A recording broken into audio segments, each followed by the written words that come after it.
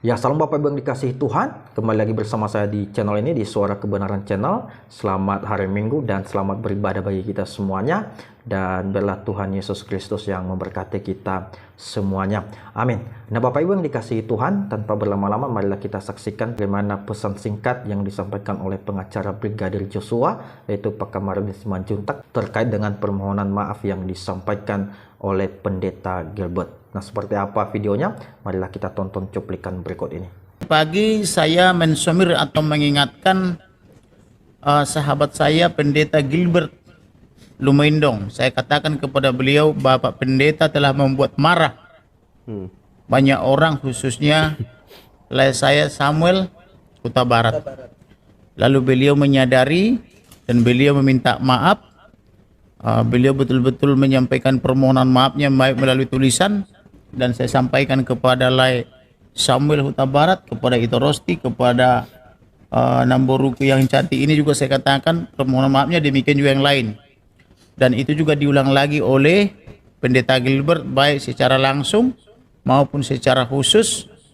Dan saya katakan permohonan maafmu akan saya sampaikan. Memang begitulah, kita harus saling memaafkan di dunia ini, karena itulah yang tercantum dalam doa yang diajarkan oleh Tuhan Yesus Kristus, bahwa kita akan mengampuni orang yang bersalah kepada kita, karena kita juga mengharapkan Tuhan Yesus atau Tuhan kita atau Elohim akan mengampuni kita seperti kita juga mengampuni orang yang bersalah kepada kita. Oleh karena itu, saya juga mohon kepada Pendeta Gilbert Lumendong agar tidak lagi mengulangi mengatakan bahwa almarhum melakukan pelecehan seksual ataupun pemerkosaan kepada Putri Chandrawati, karena Putri Chandrawati tidak mungkin dia bisa diperkosa karena pertama dia atasannya, yang kedua dia nenek-nenek yang sudah keriput, sedangkan pacarnya sangat cantik di sini, sangat dihormati,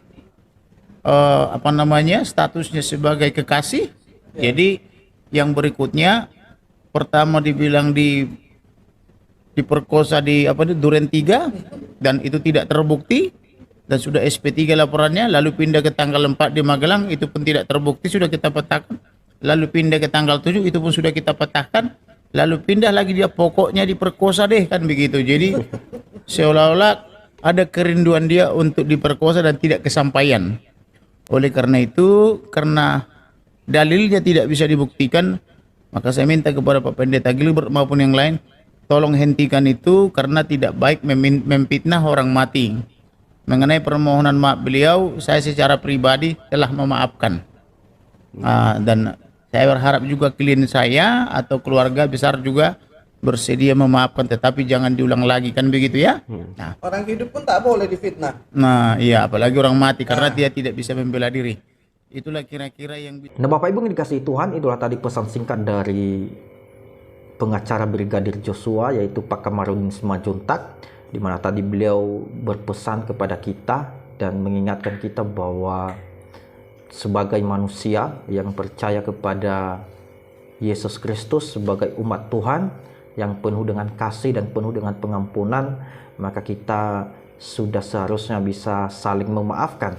Dalam hal ini Pak Pendeta Gilbert telah meminta maaf dan permohonan maaf itu telah disampaikan kepada keluarga, dan tentunya kita semua harus bisa memaafkan Pak Gilbert dalam hal ini. Ya, tentunya kita harus bisa memberikan maaf kepadanya, karena tidak ada yang sempurna di antara kita Bapak Ibu ya, karena kesempurnaan itu hanyalah milik Tuhan.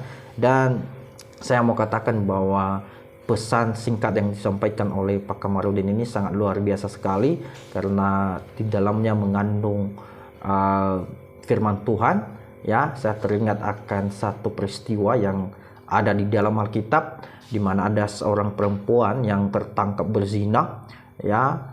Dia tertangkap basah melakukan dosa, dan pada saat itu orang-orang Farisi dan ahli Taurat dan orang-orang yang ada di sekitar itu, mereka membawa si perempuan ini di hadapan Yesus untuk meminta ya kepada Yesus dan bertanya apa yang cocok hukuman yang diberikan kepada si perempuan ini. Karena kita tahu teman-teman semuanya bahwa hukum yang digunakan oleh orang-orang Yahudi pada saat itu adalah hukum Musa, dimana kalau misalnya ada seseorang yang tertangkap berzina berbuat dosa seperti itu, maka hukumannya adalah dirajam, ya, dilempari batu. Nah teman-teman semuanya, bagaimana jawaban Yesus terhadap orang-orang Farisi ini? Dia berkata kepada mereka, kalau misalnya tidak ada satu orang pun di antara kalian yang tidak pernah melakukan dosa, maka hendaklah ia yang pertama kalinya melemparkan batu kepada si perempuan ini. Tetapi apa yang terjadi Bapak Ibu semuanya, berangsur-angsur mereka meninggalkan si perempuan itu atau si wanita itu. Dan pada saat itu Yesus mendekati si perempuan itu dan dia bertanya, ya, apakah ada orang yang melempar engkau? Maka kata si wanita ini, tidak ada Tuhan. Maka Yesus berkata, saya juga tidak akan menghukum engkau. Artinya Bapak Ibu dalam hal ini, ya, marilah kita mengingatkan Pak Gilbert, ya, jangan kita terlalu memberikan penghakiman terhadap dia, karena sebagai manusia penuh dengan kekurangan, keterbatasan. Tetapi kita sebagai orang yang penuh dengan kasih, dan kita harus sudah bisa mengampuni, memberikan maaf, dan selalu mendoakan Pak Gilbert dalam hal ini untuk bisa kembali kepada fungsinya yang sebelumnya, yaitu sebagai hamba Tuhan. Dan sebagai hamba Tuhan tentunya bisa memberikan teladan bagi kita, memberikan contoh-contoh yang baik, dan tidak masuk ke dalam ranah-ranah yang tidak seharusnya ia masuk, ya. Apalagi ini kasus besar, dan setiap kasus itu kalau belum diputus di pengadilan, maka kita sebagai masyarakat tentunya kita tidak bisa memberikan satu statement-statement yang tidak ada bukti dan tidak berdasar, ya, karena perkara itu masih belum diputus di pengadilan, dan hanya hakim yang boleh, ya, memutus setiap perkara yang terjadi di Indonesia ini. Nah teman-teman semuanya, mungkin itu saja dari saya. Jangan lupa, marilah kita mendoakan dan memaafkan Pak Gilbert, biarlah Pak Gilbert ini kembali kepada jalan yang seharusnya dia lewati, yaitu menjadi seorang hamba Tuhan yang baik dan bisa menjadi teladan bagi kita yang ada pada saat ini. Nah tentunya dalam hal ini teman-teman semuanya, sekali lagi saya mohon pada kita semuanya, jangan terlalu kita jangan terlalu menghakimi Pak Gilbert dalam hal ini. Biarlah roh Tuhan, roh Allah yang akan membimbing dan mengarahkan beliau ke jalan yang benar tentunya. Terima kasih dan Tuhan Yesus memberkati.